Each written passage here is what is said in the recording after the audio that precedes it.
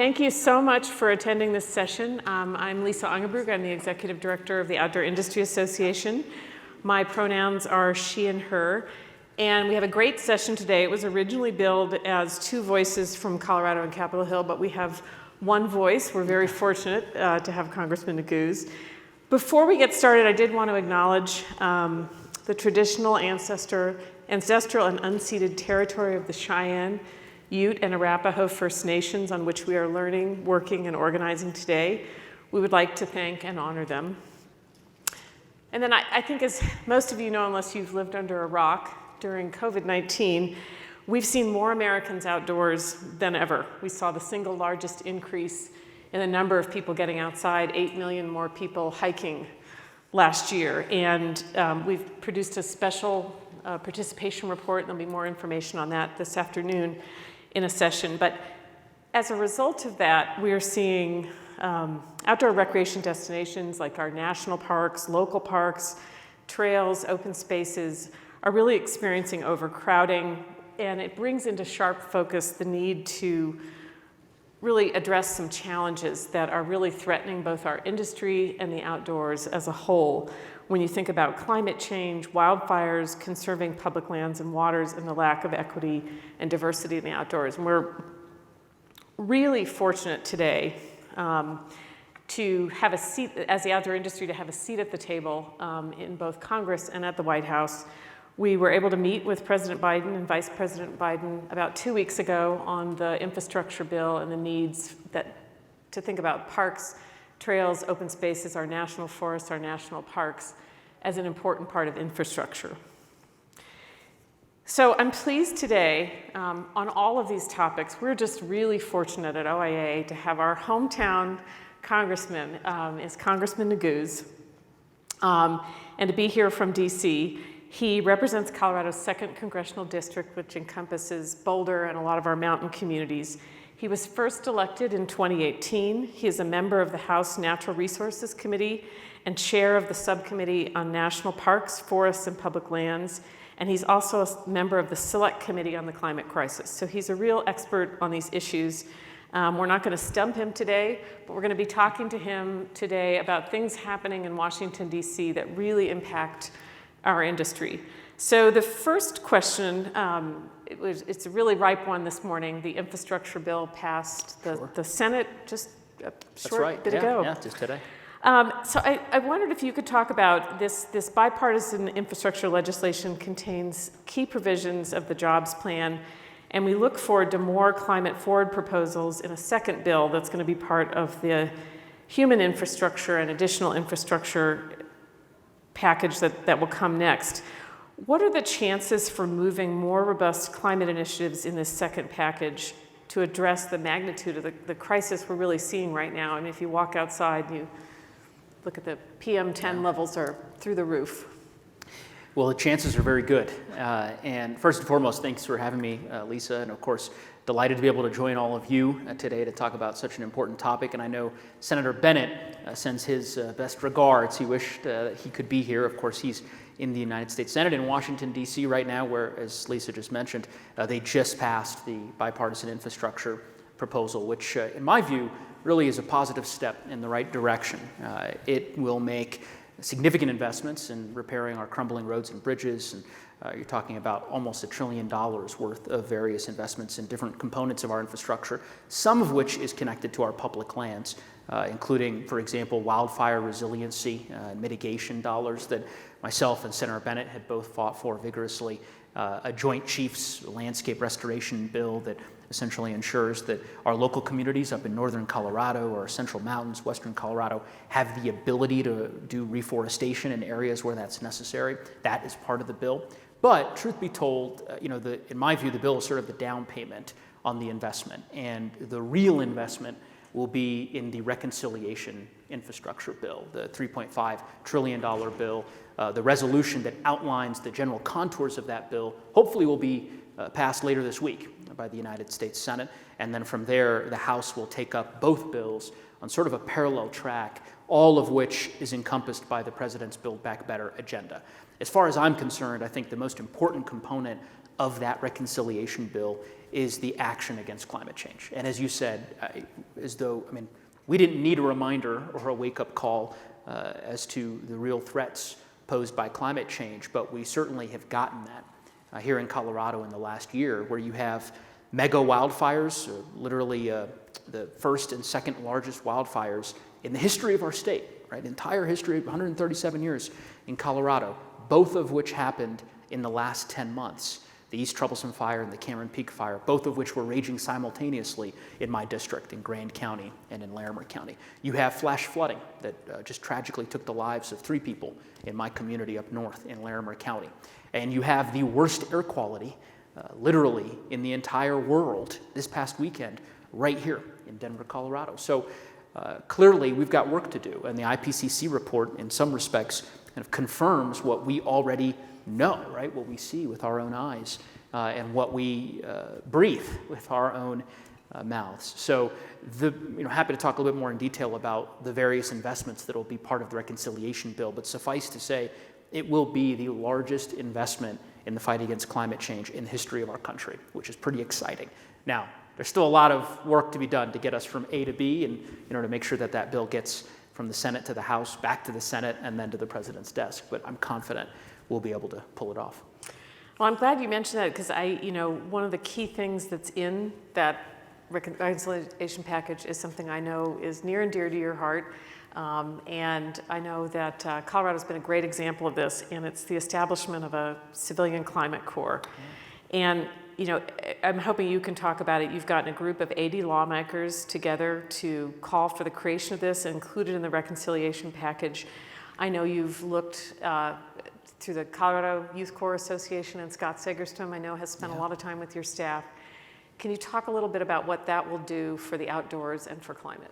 Sure. It has been one of the more exciting projects that me and my team have been able to work on over the course of the last year and a half. And the Climate Conservation Corps, Civil Conservation Corps, any number of different names, but the easiest way to describe it is just the CC, Triple C acronym. But, and of course, it's not necessarily new, right? I mean, essentially, this is reimagining the Triple C, the Civil Conservation Corps of the 1930s that was so successful under President Franklin Delano Roosevelt at the depths of the Depression, right? President Roosevelt decided to create this program to address what was then a real existential threat to the livelihood of everyone in our country. Today, we face the existential threat of climate change, which, as I mentioned, we see the visceral impacts of in terms of the wildfires that our state is experiencing that are becoming more intense and more pervasive. We also, during the depths of the COVID pandemic, were experiencing significant economic disruption, right? And of course, the outdoor industry, components of the outdoor industry were experiencing that economic distress as well. And so given all of that, myself and Senator Ron Wyden from the state of Oregon, a state that also has fell victim to many fires, decided to come together and develop this proposal to reimagine the program of the 1930s and to put a new generation of folks working in our public lands. How many of you have been to Red Rocks? By show of hands. All right, so a fair amount. Those of you who didn't raise your hands, you have no idea what you're missing. I'd suggest to you that you should go to Red Rocks. Yeah, right. I mean, of course, I represent Red Rocks, so I'm very biased in that regard. But I've also, been to concerts there since I was a kid. Red Rocks was built by the Civil Conservation Corps of the 1930s. You can go up there and you can still see the base camp and the barracks where the young men were working at that time to build Red Rocks. And of course, we see the remnants of the Triple C across the country. Much of the public infrastructure, public parks infrastructure we have in our country was built by those folks. So our hope is that we could, as I said, reimagine it for the 21st century, employ a new generation of folks to work in our national parks on deferred maintenance, on wildlife habitat preservation, on reforestation, mitigation, resiliency. These are tough jobs, but they're great jobs to be outdoors and connecting with Mother Nature.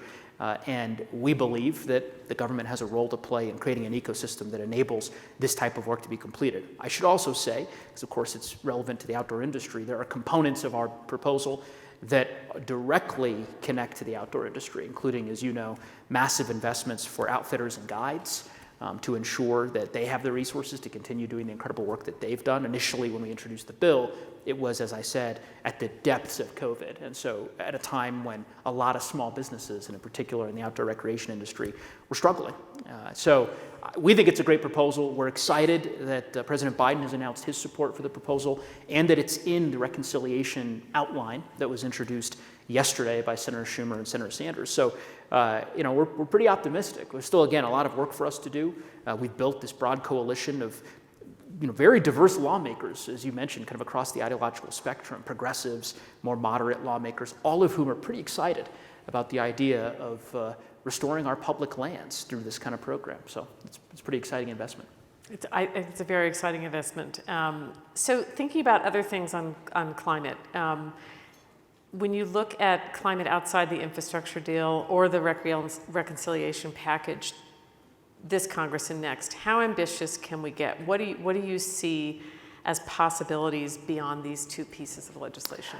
I think we have to be as ambitious as we can be. I mean, I really, the IPCC report yesterday, I'm sure many of you reviewed the report or, the summaries that are available. And for me, as a father of a 3-year-old daughter, it really brings to home the reality that the world that she is going to inherit may very well be a very scary place. I'm 37 years old. When she is my age, it is hard to fathom just how disastrous the consequences of climate change will be for her and for her children. And so we really don't have much time to waste. Obviously, the IPCC report makes very clear that some of what we're experiencing today, we have already reached past, we've broken past the tipping point, and we are there now. Climate change is here now. It's impacting us today. It's not something that is sort of far off in the distance that we can prevent. The question now is, will we take actions today to prevent more harm tomorrow? And to me, that means expediting the transition to renewable energy on a scale that I think most policymakers were perhaps not as comfortable with and have not been as comfortable with. And I think the reconciliation bill, does make some significant gains in that regard. Everything from renewals of the production tax credits and investment tax credits for solar and wind to new polluter fees on methane and other forms of pollution to hopefully the first federal renewable electricity standard, right? Similar to what we've done here in Colorado. But again, the challenge is we're doing it very, very late. I mean, the RES was adopted here in Colorado 17 years ago, 18 years ago. So the federal government is very behind, as is the international community more broadly. The COP26 will be later this year in Scotland, and I'm hopeful that the reconciliation bill will pass before that event. I went to the COP25 summit in Madrid as part of my service on the Select Committee on the Climate Crisis to reassure our international partners that the United States was still in terms of the Paris Accords and still committed to being a leader on the global stage, notwithstanding the prior administration's positions on those issues. But I think now we have a real opportunity to, as I said, take decisive action in the form of the reconciliation bill, and then go to the international community and ask them to do the same. And if we do that, we'll certainly be in a better position. We can't give up hope, I guess is the last thing I would say. I worry a great deal about us reading the IPCC report and coming away with the conclusion that nothing can be done, that it's too late. That is not the case. There is a lot of harm that can be prevented, and it's within our power to prevent it.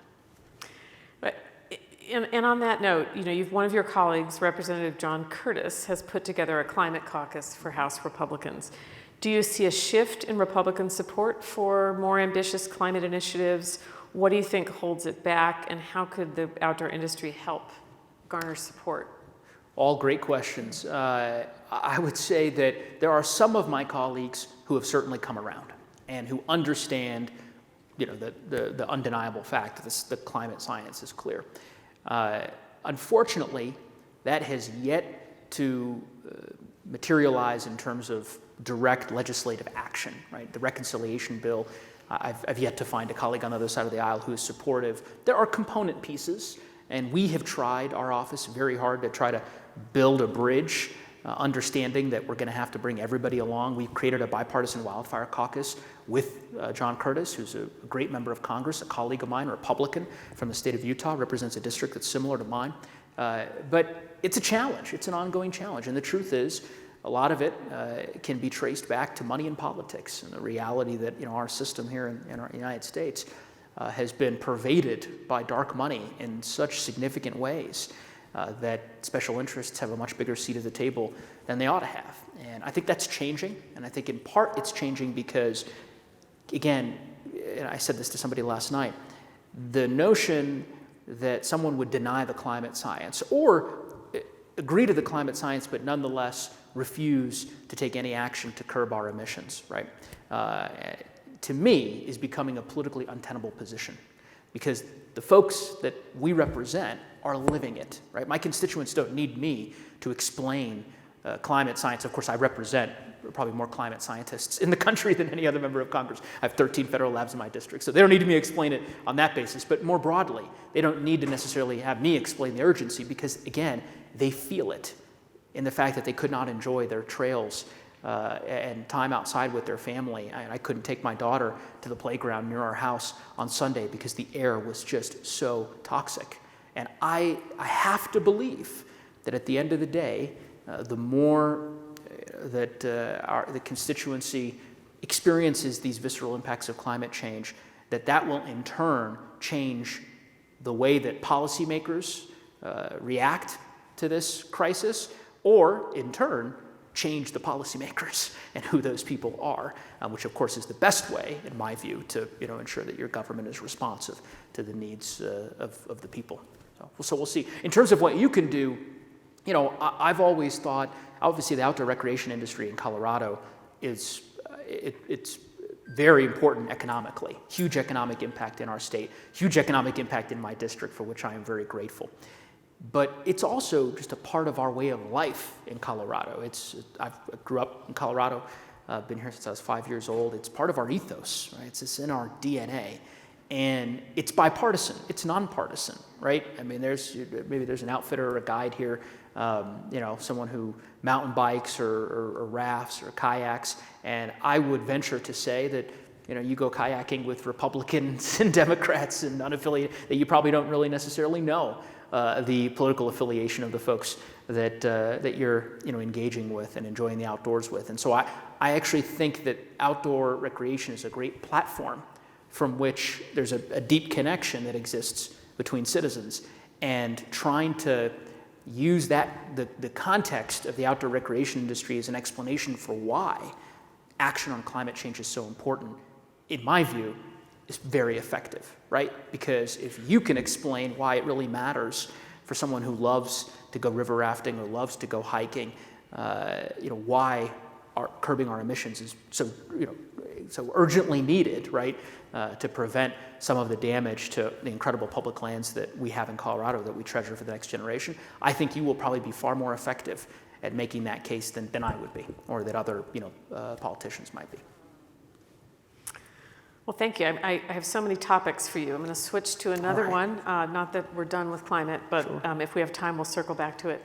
One that I know has been very important to you and is somewhat related, pretty integral to climate. When we think about it in the outdoor industry, there are two things that are going to have a tremendous impact on us. One is the impacts of climate change. We can't get outside when the world is on fire or when our supply chains are disrupted. But the other thing that's a real opportunity for this industry is equity in the outdoors. Cool. And so, we talked about the special report we did, and we looked at who went outside during COVID-19. And not surprisingly, in addition to there being just more people in general getting outside, we found that in particular during COVID, that new outdoorists are more likely to be female, younger, living in an urban area, and slightly more ethnically diverse than existing participants. But we also know at the same time, we've got 100 million Americans, 28 million of which are children, that still do not live within a 10-minute walk from a park. And so what can we do to build on this increased interest in outdoor recreation and ensure that the outdoors is open and accessible for all? This is something that we've spent a great deal of time talking about and thinking about in Washington, as you mentioned, in sort of my capacity as the chairman of the Public Land Subcommittee. And I think the empirical data that you cited is very interesting because it's both heartening and then also disheartening simultaneously, right? Clearly there's a racial gap, a wealth gap when it comes to the ability to access our outdoors, and that's a byproduct of any number of different factors. In my view, I think we've got to commit to trying to ensure that every citizen has the opportunity to enjoy these incredible, again, national treasures that we hold in trust for the generations that will succeed our own. And there are a number of different ways you can do that, right? In part, I'd say one, personnel is policy, and having people in charge of the various agencies that manage our public lands who recognize these areas as a priority is very important. We have the first African-American forest chief in the history of the Forest Service, superintendent rather, who was just appointed by the Secretary of Agriculture. I think this is something that's very important to him. There are programmatic ways you can do it. We've done it, for example, the CCC program that I mentioned, that I described, right? The CCC of the 1930s will look very different than the CCC of 2021 because the program in the 1930s largely excluded women and minorities. And so the hope is that by casting a wider net in terms of the grantees, the various agencies that will do this work, that you'll be able to broaden the range of individuals who have an opportunity to enjoy the outdoors. I think it's critically important. One of the big investments in the reconciliation bill is for urban parks, right? Because as we talk about national parks, and obviously I represent Rocky Mountain National Park, which is one of the crown jewels of the NPS system, right? One of the best assets in the system, and a place that I have spent my entire life going to. I can remember hiking in Rocky Mountain National Park with my dad as a kid, and now being able to take my daughter up there. But there are many folks who don't have access to Rocky Mountain National Park, and so how do you make sure that you calibrate the investments so that urban areas also have an ability to develop parks and open spaces that folks are able to access? So it's really important, and we're pretty excited about it. Again, another reason why I'm so jazzed about this reconciliation bill. I've spent so much time kind of complaining about the inability for things to happen in Washington because things happen at such a glacial pace. But I must tell you, I think the next 10, 12, 16 weeks will be probably the most transformative 16 weeks in the last 25 years as far as climate change and public lands are concerned. So it's a pretty exciting time to be working on these issues. Yeah, it's very exciting. It sounds like your CCC is included in the reconciliation package. Yeah. And now, from what you're saying, the Parks, Jobs, and Equity Act, which has $500 million for urban parks, that's going to be included? Well, so, we're still, there'll be a lot of negotiations from here to there, but yeah. One other thing we've been talking about a lot, because the states have passed these, and sometimes the states are ahead of the federal government. We hope this is the case. Colorado just recently joined New Mexico and California in establishing a state-based outdoor equity fund to help more underserved communities enjoy the outdoors and outdoor recreation. Can this be a model for the rest of the nation? Is there any likelihood we could pass something similar at the federal level? It certainly could be a model. I mean, I spend a lot of my time in Washington trying to convince my colleagues to emulate what we've done in Colorado so successfully, and that extends to all kinds of our election administration system, and of course it extends as well to this new program that our state just implemented, or just passed rather.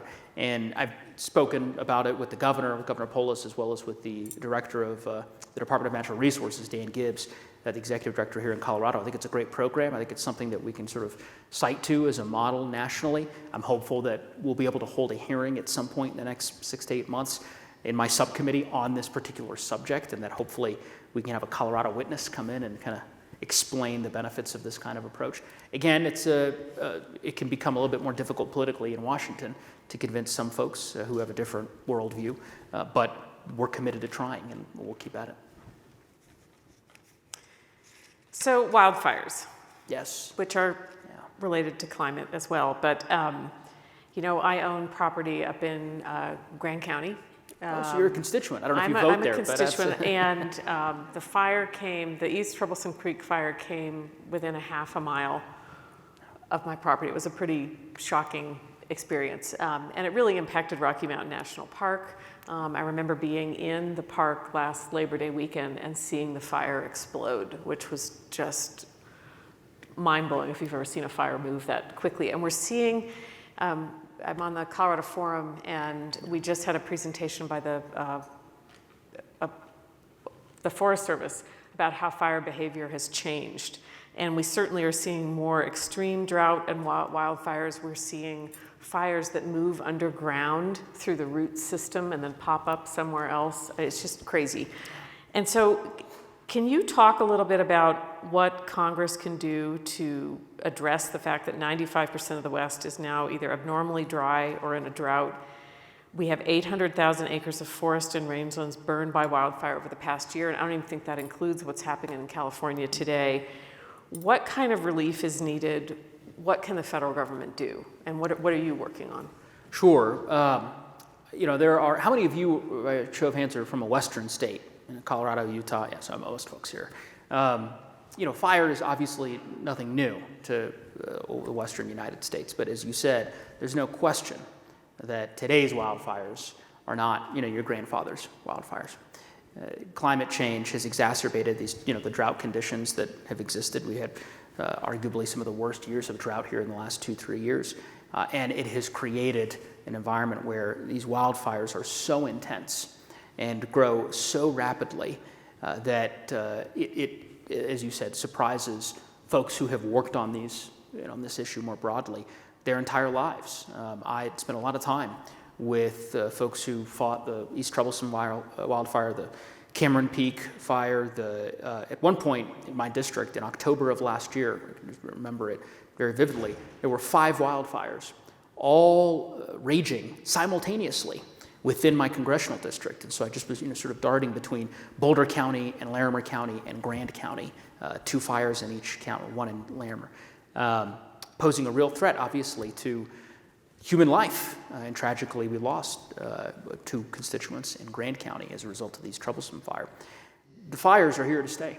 And I think the question before us now is, are we willing to make the investments on the front end to do what we can to prevent the fires from getting out of control and from threatening our livelihoods and our lives? The reality is, in a state like Colorado, and I suspect many of the states where some of you may live, there are a lot of homes built on the WUI, and we are, it's part of the development of the modern West, which means we're going to have to take more significant steps to better protect our communities. So for me, there's obviously the kind of very short-term and direct need for further investments in suppression, and the state has made a large effort in this last year in terms of making the necessary investments to do that. I think we have to do far more in terms of wildland firefighter pay and benefits. The notion that you have firefighters who are literally making $13 an hour is a travesty. I mean, these people are putting their lives on the line to protect us. They ought to be compensated, justly for it, appropriately for it. So we're working on a bill that hopefully we're going to introduce in the next few weeks. We've been it's a long process to make sure we've got all the nuances accounted for. So suppression is a big deal. Prevention is a big deal, right? And investing in very successful programs like FireWise, which is dollars that flow to our local governments, to cities and counties, so that they can do some of the mitigation and prevention work around homes in the WUI and so forth. Very important. The large-scale mitigation work is costly, but it is necessary. You go up to parts of northern Larimer County, as I did with the Secretary of Agriculture and Senator Bennett, Senator Hickenlooper, not that long ago, to see some of the burn scar areas after the Cameron Peak fire, and you realize just how close that fire could have gotten to Fort Collins had it not been for the burn scar from Hyde Park many years ago that essentially stopped the fire from reaching that major metropolis. There's a lot that needs to be done in terms of reforestation, in terms of addressing some of the fuels in the forests. And then, of course, watershed protection and mitigation. I mean, it's, part of the challenge, Lisa, with respect to these wildfires is everyone focuses, rightfully so, on the fire, right? Fire happens, East Troublesome happens, it's all about protecting human life and suppressing that fire.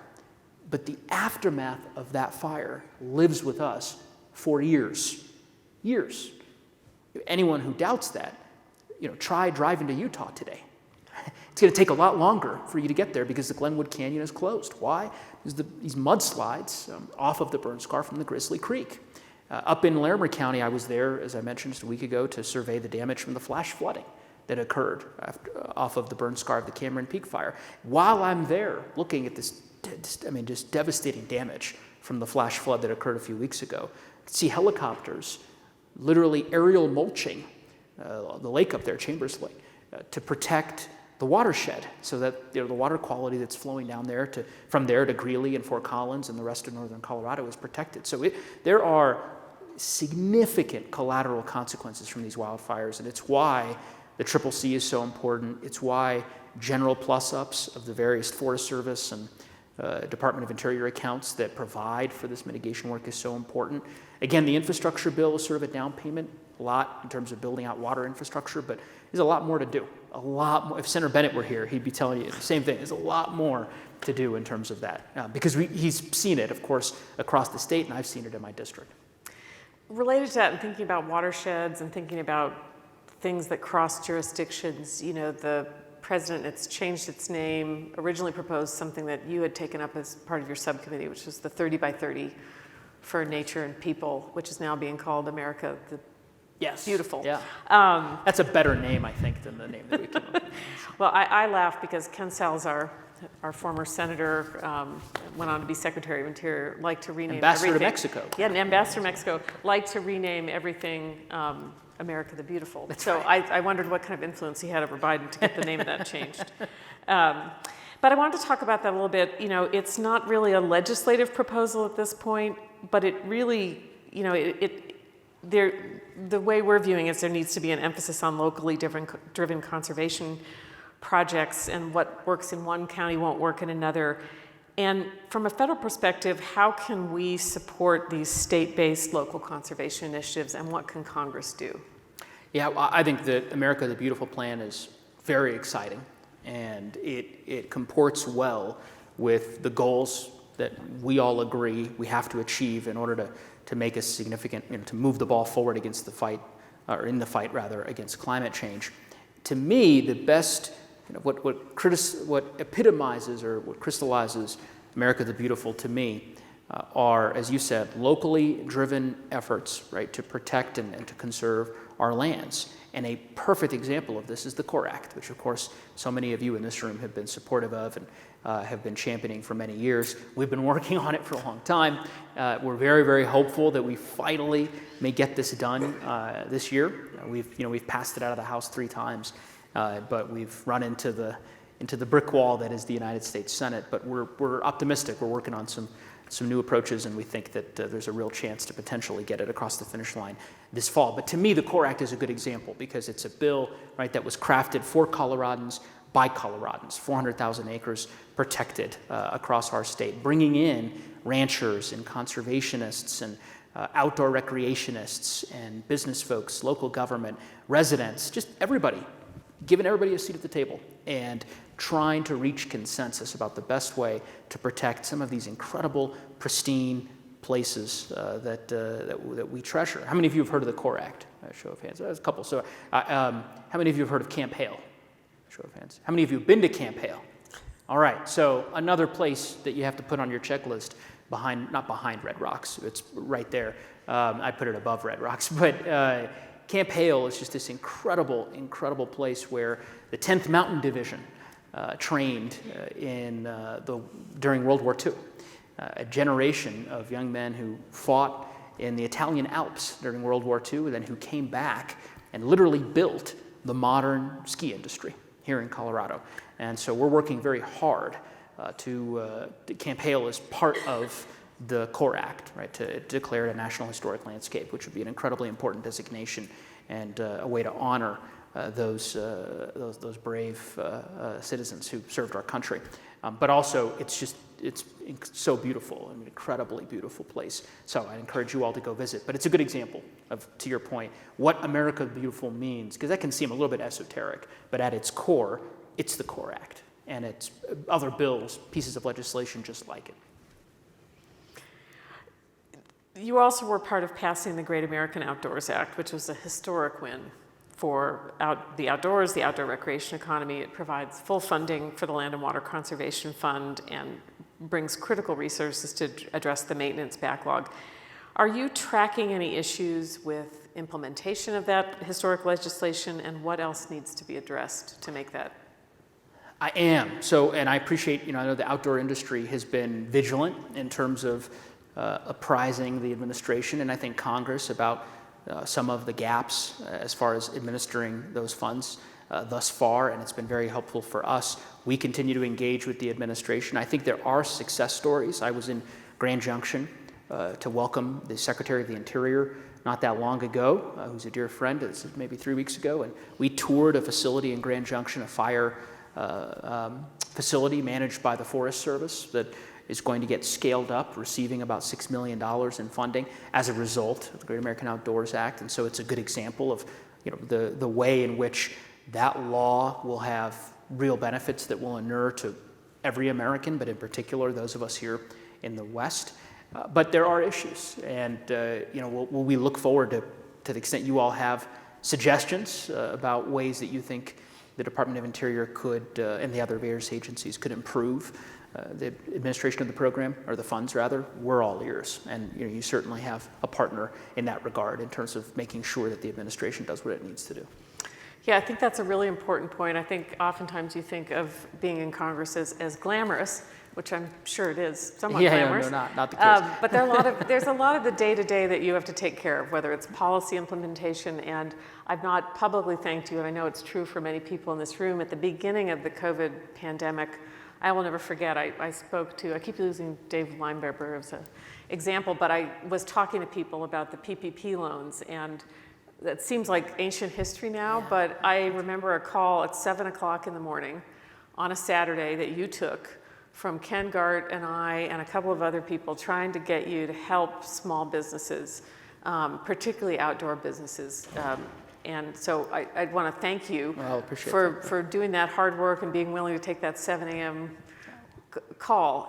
Because a lot of what Congress does is take care of their constituents, and we have a lot of outdoor businesses that are your constituents. So thank you on their behalf. Well, you're very kind. I don't, one of the success stories, it's not, I appreciate that, but it's not my credit to take. What I was going to say is I actually think we don't spend enough time, I don't want to say spend enough time, but we should marvel at what we all collectively were able to accomplish in the last year and a half. COVID was and obviously it's not gone, it's still with us, but the public health emergency that our country experienced, the world experienced, has been brutal. And yet you think about all of the businesses that were saved, the small businesses that received funding, restaurants that we love that still exist today and they're able to serve. I was in Breckenridge on Sunday for an event with some constituents, and there was a young man who owns a brewery restaurant came up to me and said, we haven't met. I just want you to know the restaurant program saved my business. We would be closed right now if it wasn't for that. And so I just, Republican, Democrat, whatever, I'm just telling you, thank you, because that was an incredibly important program. We obviously all the debates about vaccines and so forth, but we have an effective vaccine that has saved innumerable lives. You think about that. Our ability, the American government's working with industry, the capacity to literally develop a vaccine to one of the world's worst pandemics in 12 months, less than that, pretty incredible. Not to say there aren't big challenges and that we've got a lot of obstacles that we face, but I think we also ought to take a step back and recognize that working together, there's a whole lot we can accomplish. That's a story as part of this pandemic that I'm not sure is necessarily told as much. So. The other sort of granular thing I wanted to ask you was the National Park Service has been without a director for more than 4 years. What are the chances of actually getting a director and helping that agency? We have raised it with the secretary, and I'll probably leave it there. I agree with you. I think that it is obviously the prior administration. There were a variety of different agencies. We haven't had a permanent BLM director for 4 or 5 years, right? The agencies were hollowed out, and it's really important to have capable, talented public servants in these positions. I know you all know this, but to be true, but before I was in Congress, I served in the cabinet of John Hickenlooper, who then, at that time, was our governor. And I ran our state's regulatory department for a few years, and those positions are really important. And a lot of work gets done at the agency level, and ensuring that you have thoughtful people on the regulatory side matters just as much, if not more, than having thoughtful legislators, because they're doing it day to day. So yes, something that we're we're working on and we'll continue to raise. And I'm glad you raised it because it gave me an excuse now to also go raise it again. Well, I wanted to, speaking of raising, I wanted to give you, we don't have a lot of time left, I wanted to give you the opportunity, if there's anything that you wanted to talk about that we didn't raise, is something that you're working on or your subcommittee is working on that impacts our industry that you'd like to talk about. Well, I guess what I would say is that, you all are closest to the work in the sense of, as we talk about the outdoor recreation industry. I love going outdoors, right? But I don't get to do it as nearly as I'd like. Unfortunately, I spend a lot of time on the plane going back and forth to Washington and Colorado, and it's not my profession. And so you all are in a far better position to tell me than vice versa the various needs that are out there in outdoor recreation and the fixes that you think might be necessary under federal or state law for that matter. And I hope you'll take the opportunity to tell us. We have an incredible staff that are always interested in hearing ideas. We're working on a really exciting bill right now on the Continental Divide, on trying to finish out that trail. And that came from constituents, and we have an incredible staff, an intern actually in our office who's been working on this legislation for a while. But it came from just hearing from folks and hearing their suggestions, and someone said, boy, I think you really ought to explore this, and we thought that's a great idea. So I would encourage you to do that. Government works best when it's responsive to its citizens, but it can only be responsive if there's a two-way communication vehicle that exists. And so I would just encourage you to do that. I hope you'll take us up on it. I appreciate all that you've done and all that you all continue to do. When I think about, Coloradans and my neighbors and my community and working at the federal level to ensure that they are able to live their dreams, to me, in terms of Colorado, it means being able to pay your mortgage and to send your kids to a quality school, to breathe clean air, to drink clean water, and to be able to enjoy our incredible outdoors. It's one of the central reasons that folks come to Colorado. It's one of the central reasons that they stay. And the work that you all do, not just in Colorado, but across the West, of course, in that regard, I think is incredibly important. Some of the best memories, I know I'm lecturing here to the preacher of the choir, but some of the best memories, I'm sure this is the case for you, that folks will have are memories that they forged in the outdoors with their loved ones, with their friends, with their family members. And so I think the work that you all do is incredibly important, and of course it's pretty fun too. So I thank you for doing it, and thanks for giving me the opportunity to come by. No, thank you. I mean, we couldn't have a better champion running the subcommittee that most impacts us in our day-to-day than you. You really, from wildfire to climate to equity in the outdoors and all the things we've talked about today, you've been a great champion for our industry. I have a couple of housekeeping things I'm supposed to do. Can't tell if that's up on the screen yet. Lunch today is you'll get a coupon for a food truck. So we're not congregating, you're going outside. So don't forget to get your food truck coupon. And then the other thing is we really want you to take a survey about our sessions, and you can either use your phone and do it right now with the QR code that's up on the screen, or you'll receive an email tonight and do the survey then. But mostly I would like you all to give a big round of applause for Congressman Neguse. Yeah, thank you.